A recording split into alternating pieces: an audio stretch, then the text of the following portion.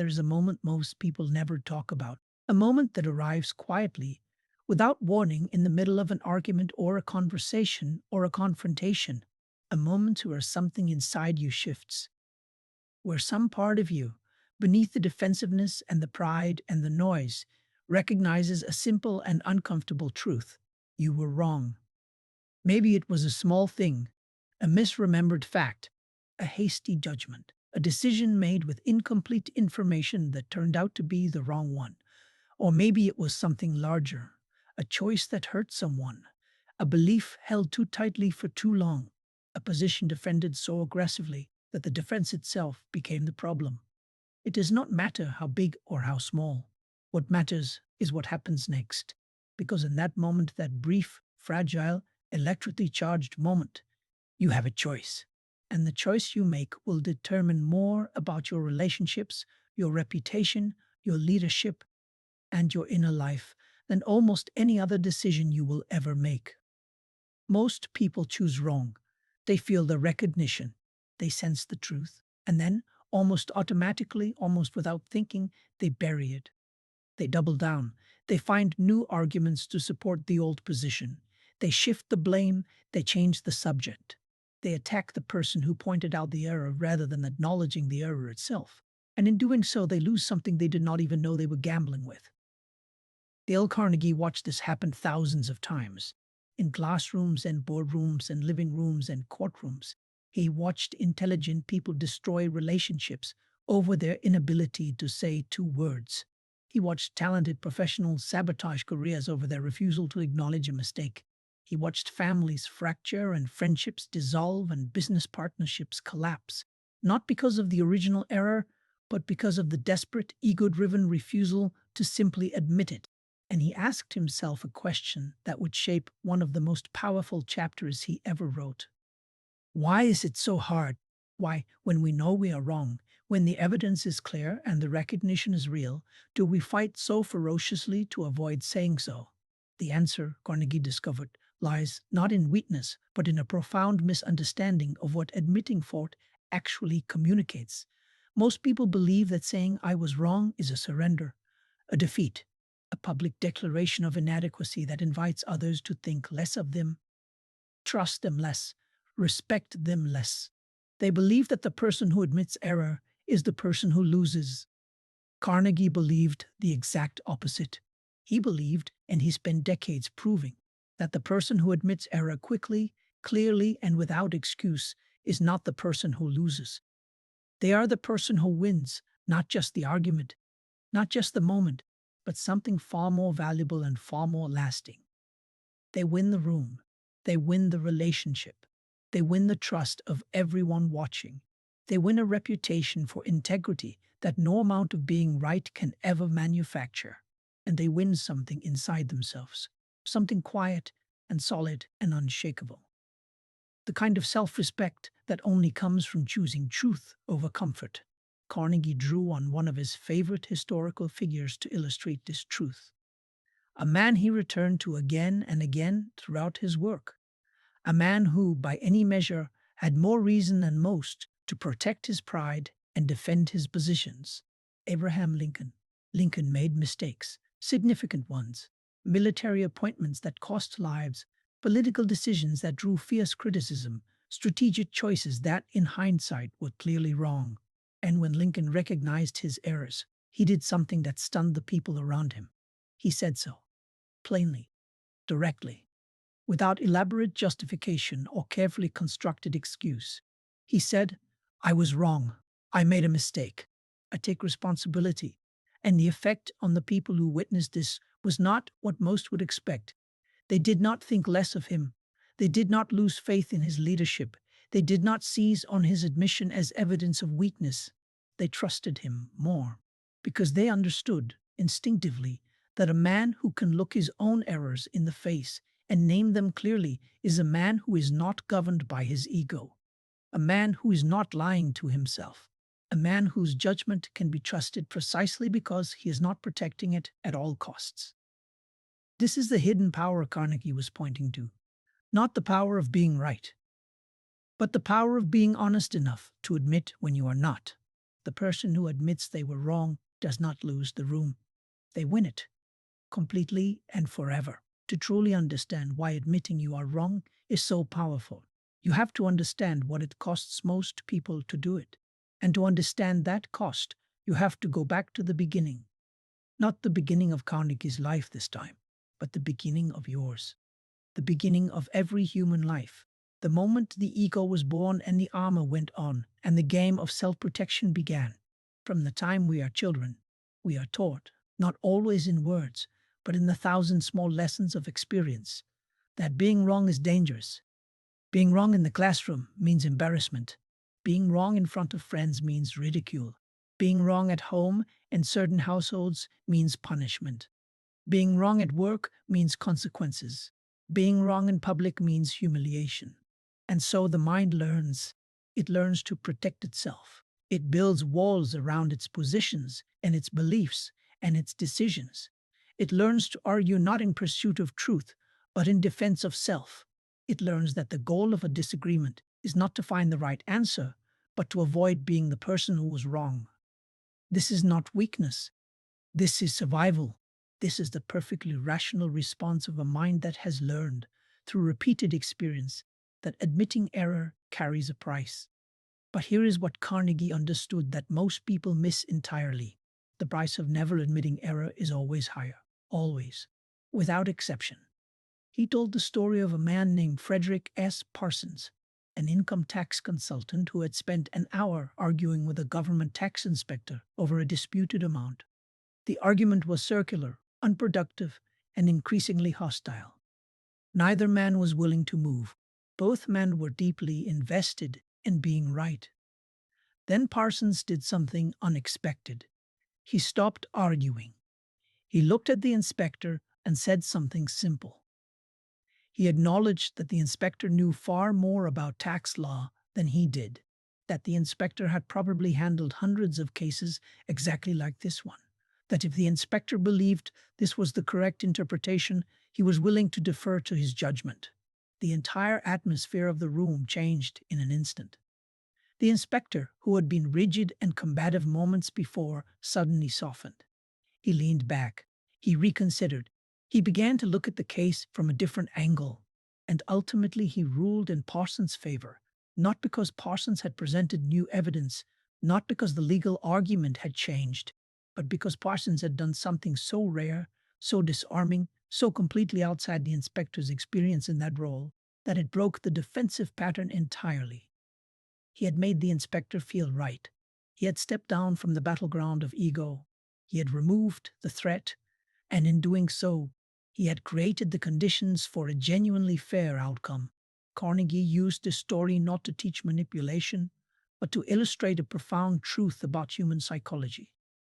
When people feel attacked, they defend. When people feel threatened, they close. When someone challenges our position aggressively, the brain does not respond by carefully evaluating the evidence. It responds by mobilizing every available resource to protect itself. This is not a character flaw. It is biology. It is the same threat response system that kept our ancestors alive on the savannah for 100,000 years, now firing in meeting rooms and courtrooms and kitchen arguments with exactly the same intensity it once reserved for predators.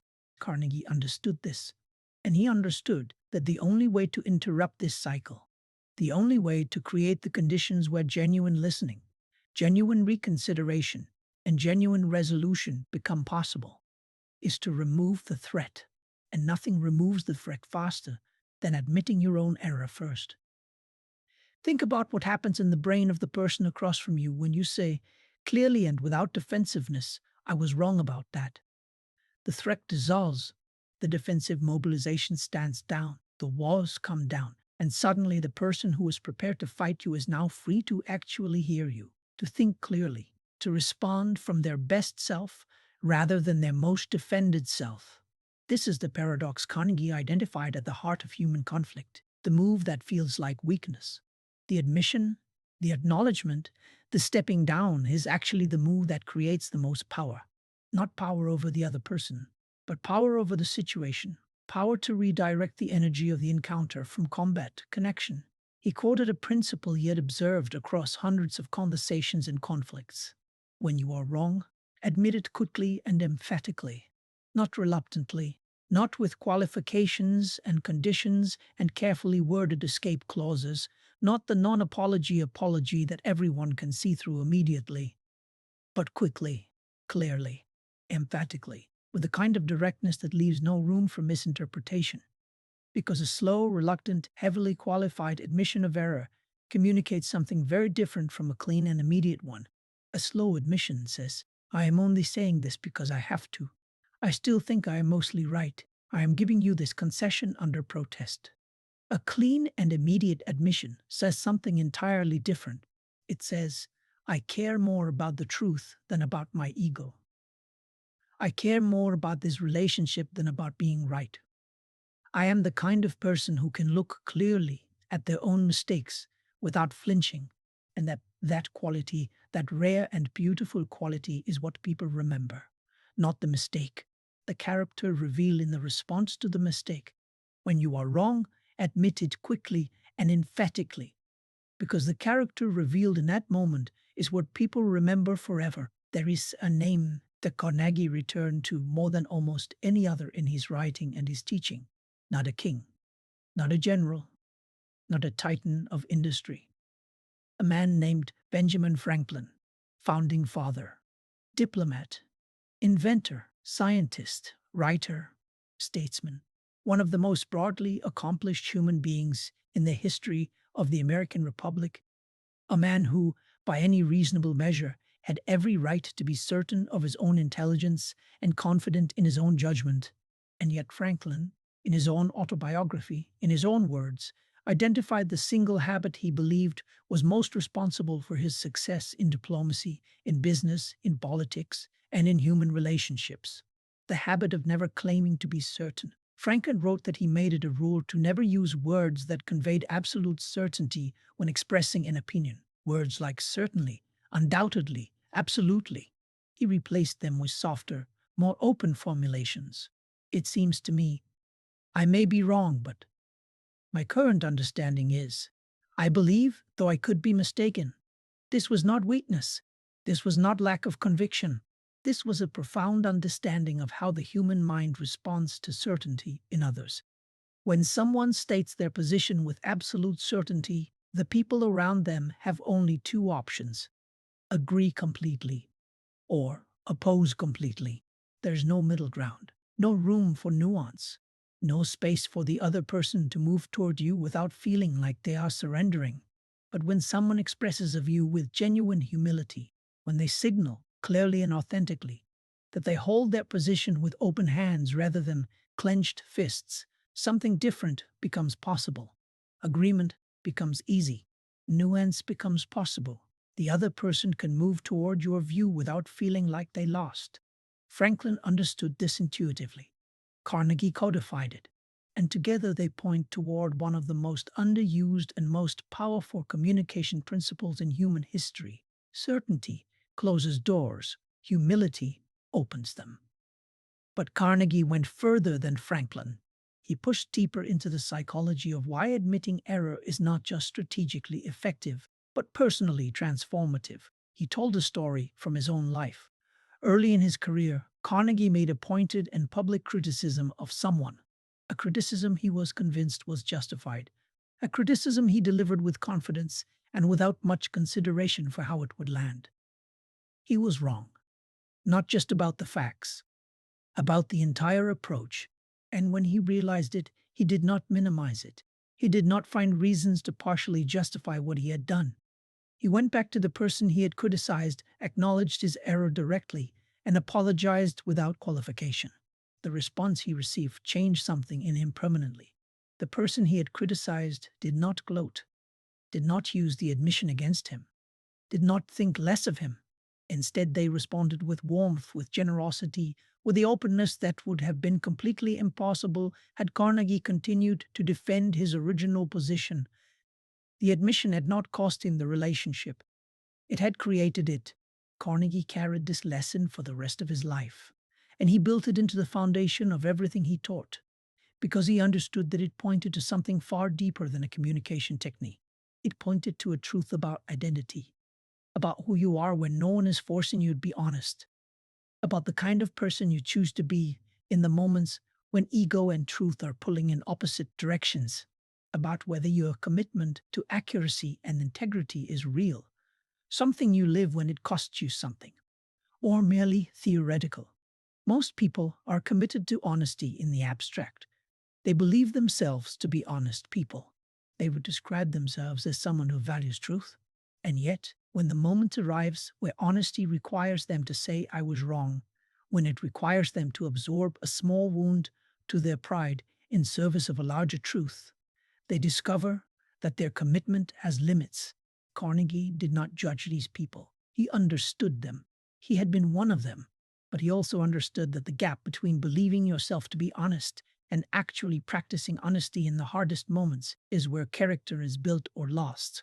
He drew on the Stoic philosophers he had studied, Marcus Aurelius, who wrote in his private journals, never intended for public eyes, about his own failures, his own errors, his own lapses of judgment and character, not as confession, but as practice, as the disciplined daily work of a man who understood that self-knowledge requires honesty, and honesty requires the willingness to look clearly at what you find. Aurelius was arguably the most powerful man in the world when he wrote those words. Emperor of Rome, commander of its armies, master of its laws, and he spent his private hours cataloging his own mistakes, not to punish himself, not out of weakness or self-doubt, but because he understood that the leader who cannot see their own errors clearly is a leader navigating blind, that the person who cannot admit their faults to themselves will never be able to correct them. That self-honesty is not the enemy of confidence, it is the foundation of it. Carnegie made the same argument for everyday life. He observed that the people who found it hardest to admit error in public were almost always the same people who found it hardest to grow. Because growth requires the honest acknowledgement of where you currently are. It requires the ability to look at the gap between where you are and where you want to be and say, clearly and without drama, I am not there yet. I was wrong about this. I need to learn. That acknowledgement is not defeat. It is the first step of every genuine journey forward. And the people around you, the colleagues, the partners, the friends, the family members who watch you navigate your mistakes, they know this. They can see it. They are watching not for whether you are perfect, but for whether you are honest. They are asking, in every difficult moment, a question they may never say out loud. Can I trust this person with the truth? And the answer is written not in your words, but in your behavior. Not in what you say about honesty, but in whether you practice it when it costs you something. Certainty closes doors and humility opens them.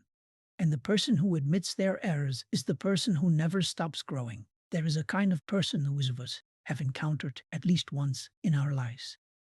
Maybe in a workplace, maybe in a family, maybe in a friendship that slowly, quietly, without any single dramatic moment, simply stopped feeling safe.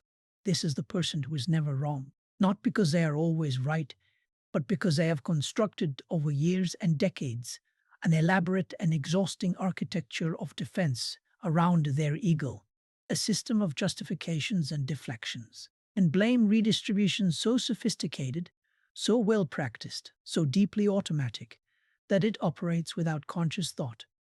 They do not experience themselves as defensive. They experience themselves as accurate. They do not experience themselves as avoiding accountability.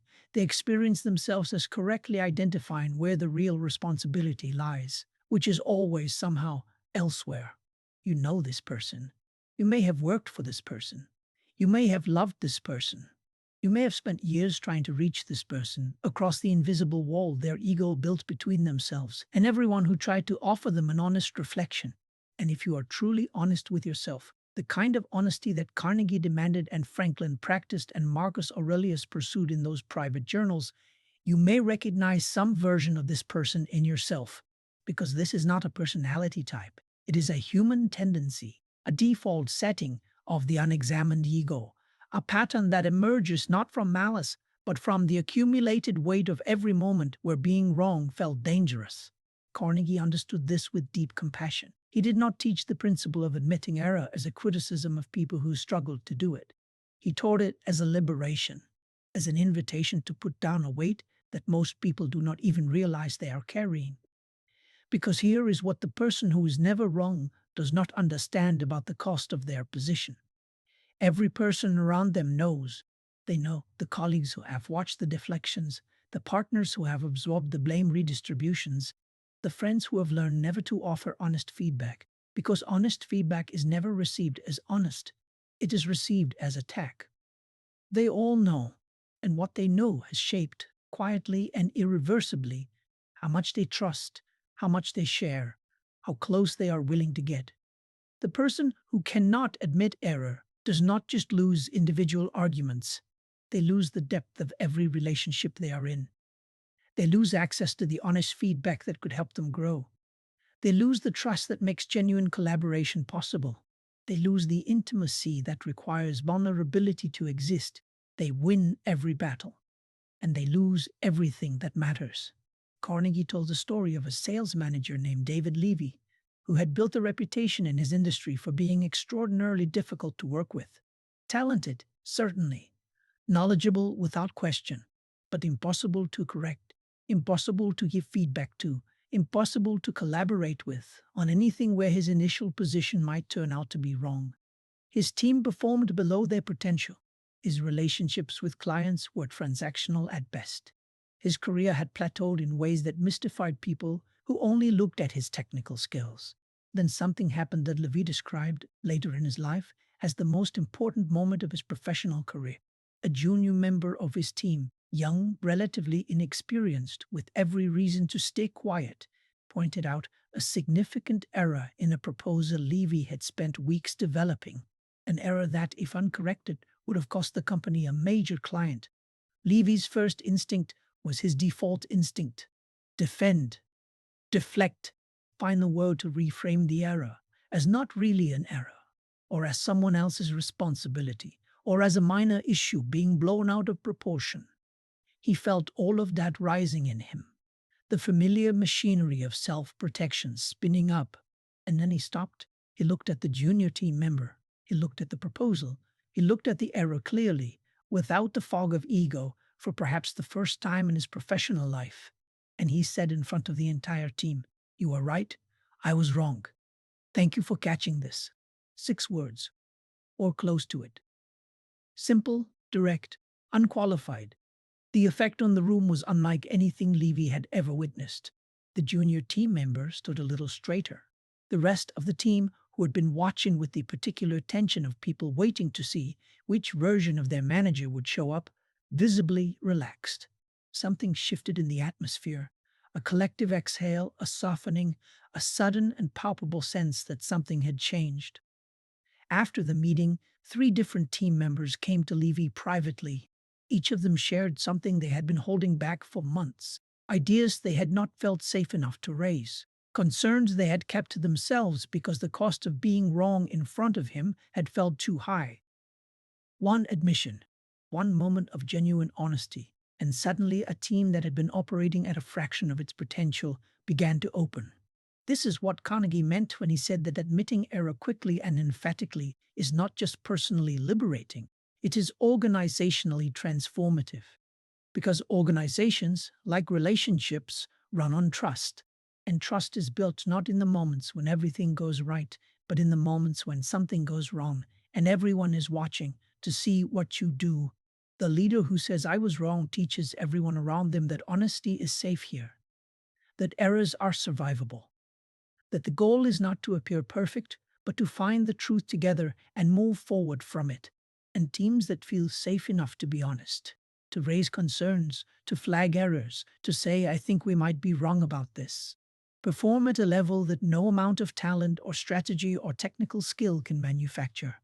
Carnegie saw this in every organization he ever studied. He saw it in the great leaders and the failed ones.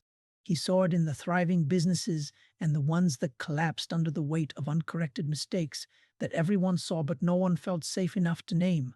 And he returned always to the same conclusion. The willingness to say "I was wrong" is not a soft skill. It is not a nicety. It is not a communication technique for making people feel good. It is the foundation of every functional human system. Every real relationship, every great team, every leader worth following. It is, Carnegie believed, one of the truest measures of character available to us. The leader who says I was wrong teaches everyone around them that honesty is safe, and that changes everything. We have traveled a long way in this story. From that first silent moment of recognition, the moment where something inside you shifts and the truth arrives quietly, without invitation, without comfort, to the psychology of why admitting error is so difficult, to the lives of the people who mastered it and the lives of the people who could not, to the organizational and relational transformations that a single honest admission can trigger. But now we arrive at the final question, the one that matters most. Not the what, not the why, not even the how, but the who. Who do you become? Over a lifetime of choosing honesty over ego, truth over comfort, and mission over defense. When you practice this principle not as a technique but as a way of living. Carnegie asked this question not at the end of a chapter, but at the beginning of one, because he understood that everything else, the strategies, the principles, the communication techniques, the psychological insights, all of it is scaffolding, useful, important, worth studying and practicing. But scaffolding nonetheless. The building itself is character, and character, Carnegie believed with every fiber of his being, is not something you are given. It is something you construct, deliberately, painfully, one honest moment at a time. Think about what it actually takes to say I was wrong in a moment when everything in you wants to say something else. It takes courage. The quiet, unglamorous, unsexy kind of courage that never makes the highlight reel. The courage that does not look like courage from the outside, that looks in fact like the opposite of the dominant social performance of strength and certainty and unshakable confidence. It takes humility, not the performed humility of someone fishing for compliments by downplaying their achievements, but the real thing, the bone-deep recognition that you are a limited human being with incomplete information and imperfect judgment, navigating a world that is vastly more complex than any single perspective can capture. It takes security, a particular kind of inner security that has nothing to do with external validation. The security of a person who knows that their worth is not contingent on being right, whose identity does not depend on their positions being defended, who can absorb the small wound of an acknowledged error without it threatening something fundamental in them. These are not qualities you either have or you do not. They are qualities you build. Through practice, through the accumulated weight of every moment where you chose truth over ego and felt, perhaps uncomfortably, perhaps painfully, perhaps with a pride that was smaller and quieter than the pride of being right, but somehow more solid, that you had done the right thing. Carnegie told one final story, a story he considered deeply personal. Late in his career, after decades of teaching and writing and speaking to hundreds of thousands of people across the world, he received a letter from a former student, a man who had attended one of Carnegie's courses years earlier, a man who wrote to tell him that the single most transformative lesson he had ever learned, the one that had changed his marriage, his career, his relationship with his children, and his sense of himself, was not one of the elaborate principles Carnegie had taught. It was something Carnegie had done in the middle of a class. He had made an error, a factual error, in front of the entire room, and a student had pointed it out.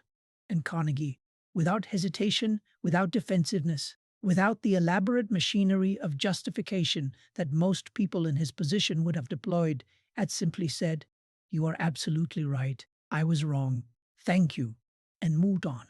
The student who wrote the letter said he had never forgotten that moment. Not because it was dramatic, but because it was so completely, so unexpectedly, so disarmingly real. Here was a man who had built his career on teaching people how to communicate, how to lead, how to build relationships. A man with every professional incentive to appear infallible in front of his students. A man who could have deflected or minimized or reframed without anyone in the room calling him on it. And he had simply told the truth. The student said that in that moment he understood. For the first time, that Carnegie was not teaching a set of skills. He was living a philosophy, that the principles were not things Carnegie performed in front of an audience and then set aside in private. They were who he was, how he moved, how he thought, how he treated people when it would have been perfectly easy, perfectly human, to treat them otherwise. That is what Carnegie was pointing to all along. Not a better version of your current self, more polished, more strategic, more skilled at managing impressions, but a truer version. A version that has released the exhausting, life narrowing project of being right all the time and replaced it with something infinitely more valuable. The project of being honest, of being real, of being the kind of person who can stand in the full light of their own imperfection and say, clearly and without shame, I was wrong, and mean it, and grow from it, and become, through the practice of it, someone that people trust completely, someone that people follow willingly, someone that people love not despite their willingness to admit error, but because of it. Because a single is, in the world full of performance and pretense and carefully managed appearances, that this person is real, that this person can be trusted with the truth because they are willing to live it. That is the hidden power Dale Carnegie was talking about. Not the power of never making mistakes, but the power of never being afraid to acknowledge them.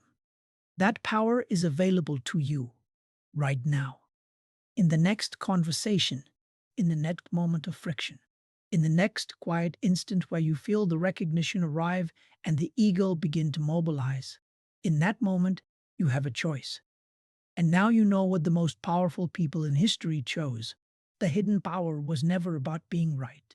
It was always about being honest enough and brave enough to admit when you were wrong.